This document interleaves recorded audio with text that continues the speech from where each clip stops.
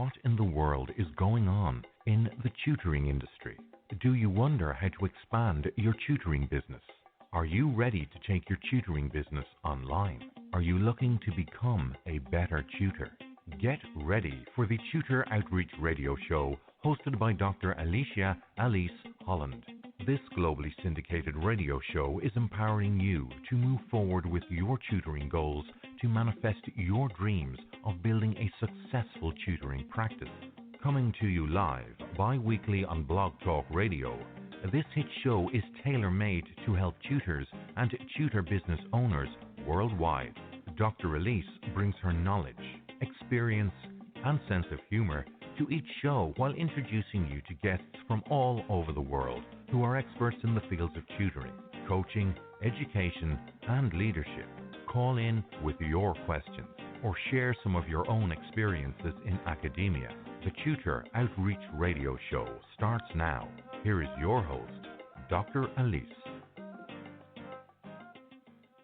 Hello, everyone. Welcome to the Tutor Outreach Radio Show. I'm your host, Dr. Elise, and I help tutors and tutor business owners build heart-centered global learning organizations to serve humanity, whether it is in the local community, face-to-face, or online in the field of education. As America's #1 tutor business training company, the Tutor Outreach Group is a professional organization for tutors, teachers, college students, other small business professionals who want to start either a home-based tutoring business or tutoring company, get clients to grow their tutoring business, improve their tutoring repertoire, gain insight into leading and hiring for a global learning organization, strategically grow their tutoring business based upon their own life purpose. The Tutor Outreach Group provides premium resources and networking opportunities throughout the year. You can find us at www.thetutoroutreach.com. Also, I am available for group coaching through one of my tutoring mastermind groups. Registration is now open for the 2019-2020 tutoring mastermind. We have already posted our 2020 tutoring mastermind schedule.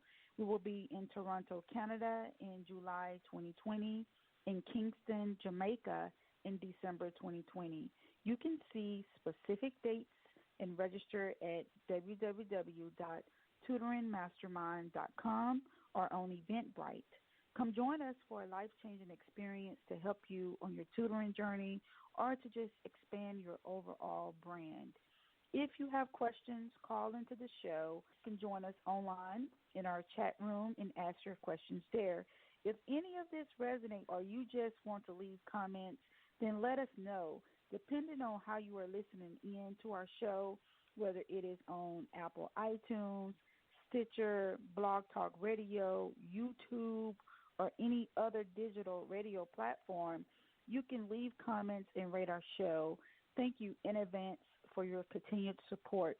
Today, we have special guest, Stephen Efada, the founder and managing director of Santa Barbara Tutoring in California, here to discuss with us some test-taking strategies and the psychology behind tests. So let me share more with you about Mr. Efada before we get into the show today. Stephen's approach to teaching the psychology of the test, in addition to content and tricks, has gained him notoriety as Santa Barbara's TestPrep guru. While he earned his reputation teaching students how to beat tests, Stephen now spends his time perfecting strategies and leading a team of expert tutors. Stephen and his team's success stems from unbeatable strategies and a commitment to customer satisfaction. Stephen is a University of California, Santa Barbara alumni and enjoys volunteering in his local community. As a Porsche enthusiast, he can often be spotted at the local Cars and Coffee on the weekend. On the rare occasion he is not working, his other hobbies include cycling and traveling with his wife. So, on that note, guys, let's welcome Mr. Stephen Efada to the Tutor Outreach Radio Show.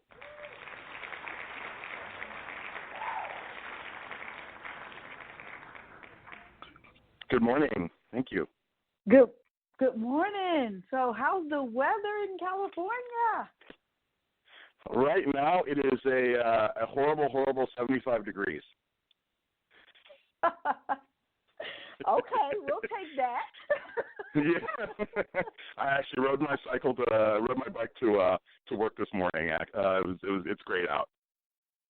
Okay, all right, we'll take it. So, for all of our guests, we always ask, why did you get into the tutoring industry?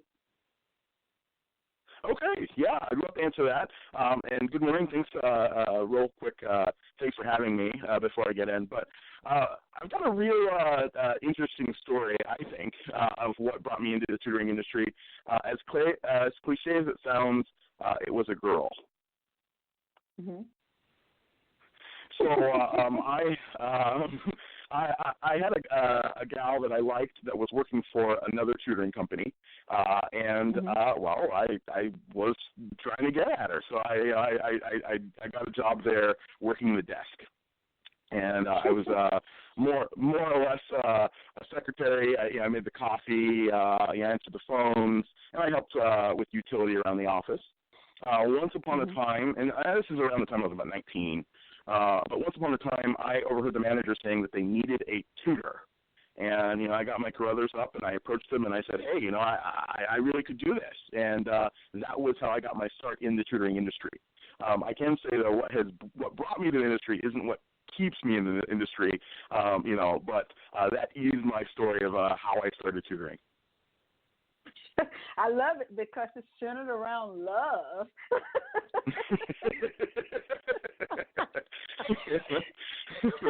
It's one of those things, I didn't have a shot with her, but it was a good idea. It got me in the industry, and I found something that I really, really love, something I feel that I'm good at, and something I can use to help other people.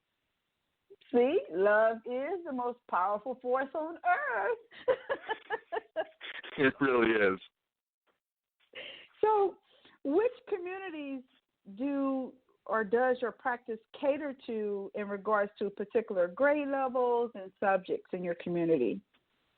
Okay, so we target the Santa Barbara area, and we really tutor all subjects that we can get our hands on, and all levels that we can tutor. If I meet someone that they claim to be a specialist in basket weaving, then I'm gonna ask them as many questions as possible to make sure they are that specialist. But if I find another person that needs to learn how to make baskets, man, I want to connect them. So really all levels, all subjects. We focus primarily on academic tutoring, of course, and our bread and butter around here is test preparation for the SAT and the ACT. So because of that, the majority of our students are high school aged. I see. Okay. So which digital tools, if any, and techniques do you find to be most effective when teaching others about test-taking strategies or even the psychology of the type of test in which you help students with? To be honest, my team is, I dare say, a little behind on the use of digital tools. And I will take the blame on that. Historically, I personally believe that you should study in the format or the media of the test that you will be taking. So if it's a paper and pencil test, I a lot of times will tell students, focus on using the paper and pencil, get used to working in that media. I believe that is part of the psychology of the exam. However, there is something to be said for, providing material in different medias and giving students different angles. So a lot of times what we like to do is we use sites like Khan Academy to supplement material, to give them a little extra homework, things like that at home. But I would say it's usually study sites. Every once in a while, I refer my students, and they all laugh at me when I do, but I refer my students to Grammar Girl. It is a grammar website that I read often when I want to learn the nitty gritty of how to use the term whereas or something like that. I look it up. So a lot of times I will refer my students to sites like that, good blog sites that have really, really clean content and it's really digestible information. Okay. So I know with TestTaking, there are a lot of ways to do this. So how do you know that your customized lessons are working with your clients, and what type of metrics or statistics do you keep to determine that? Okay. Well, there's a few things. Metrics are really, really important, I think, for accountability, both on the tutors aspect. Us as a team, we need to know that we're getting better. I have moved away though from kind of like raw metrics of on average we improve by this many points. I feel that to be frank, I feel that those stats are a bit fake. What we do around here is we track what I call wins. During our first meeting, we sit down with the student and we do a profile, really, really get to know them, get to know what their goals are, before they walked in the meeting, what their goals were, where they see themselves, where they want to go to college, things like that. And after that conversation, we try and set goals together. The goals are always to be aggressive yet reasonable. And we track a win based on if the student can hit that goal. So if they come to us and they say, hey, I want a 1400, then a win is if we can get them to that 1400 or above on the SAT, for instance. If they come to us and they say, my target score is this, I'm trying to go to this school, then a win for us is they get their target score and they end up at their top choice school. So that's kind of how we track our wins. It's sort of a did we do the job that we set out to do or not? And we'll take it from there. Okay, so the sit down of where you're interviewing students about what it is in which they want to accomplish, is that considered your customized lessons, or is that something totally different? Well, that is a tool that we use in order to customize the lesson. So in order to provide equity in certain areas. So during that sit down and during that profile, we're asking them, questions about strengths and weaknesses, so that when we do cover that material, we can, the term I use a lot is teach out. Because we do a lot of test prep, I'll use that as an example. Say that I'm doing test preparation with a student. Yeah, it's customized. However, there is a toolkit of things that I always want to provide to every single kid. And I think that the number one paradox in customizing a lesson is, not trying to reinvent the wheel with every single student. I think that you really, really need to have a toolkit that you can reach back to. So, for instance, if I have a student who has a lot of anxiety, then I have certain tools that I would like to use to maybe decrease some of that anxiety. Stimulus response being one of them, familiarity, things like that. So we use the profile to get a really, really good lay of the land, see where the student is, and then from there, while we're teaching our set plan, we might do some teach outs. So if I'm teaching grammar, for instance, and I realize that you're missing a lot of problems on subject-verb agreement, then I've got some separate material that I might bring into the lesson just to make sure that you're up to speed on that, so those questions come up again. So that way, everyone gets the same basic lesson, but each student gets some customization along the way. Okay. Thank you so much for sharing and clarifying that information for us. So what advice would you offer other colleagues who may be interested in customizing their lessons to support the test taking? Okay, so one thing I would say is some students just teach content, and with TestPrep, you can't just teach content. You just can't teach math to students. You can't just teach English. You've got to teach more. Now, some tutors will go into strategies. So not only will they teach you content, but they'll teach you strategies. When you see this type of question, what do you do? But I really, really like to go into what is the psychology behind the test? What does it mean when they use these words?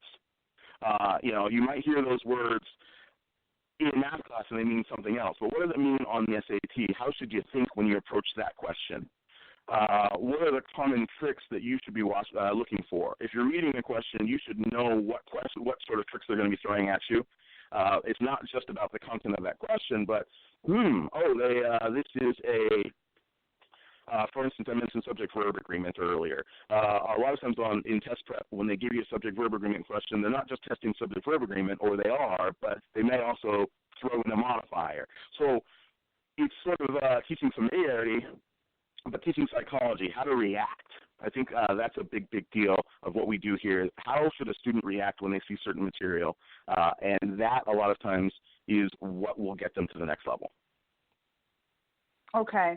So when you start talking about the psychology of test taking, I'm making sure that I hear you clearly here. You want to teach students how to react to what they may see. Is there some type of therapy that you're using, like maybe cognitive behavior therapy, to kind of help them go through that process, or how does that look like? We use a lot of stimulus response. Okay. So we teach, to recognize the stimulus and to always respond in a certain way. And it doesn't really matter if, in fact, the problem changes. You always need to respond in a certain way. So if you can find these themes throughout the test where, A pops up, you always do B. Doesn't matter if it's a script A, doesn't matter if it's an uppercase A, lowercase a. That's really how they're trying to trick you on a test like the SAT. They'll, instead of giving you an A, they'll give you a script A, and kids go, I don't know what to do with that. So teaching that kid content doesn't really help him, because he's going to come to an A every single time, and, well, if he knew it was an A, he'd know what to do, but he doesn't know how to react.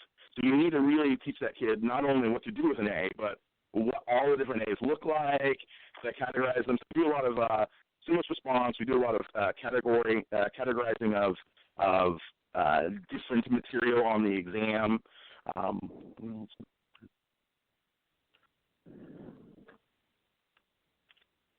And I'm sorry, I'm drawing a blank on other strategies that we do use as far as psychology.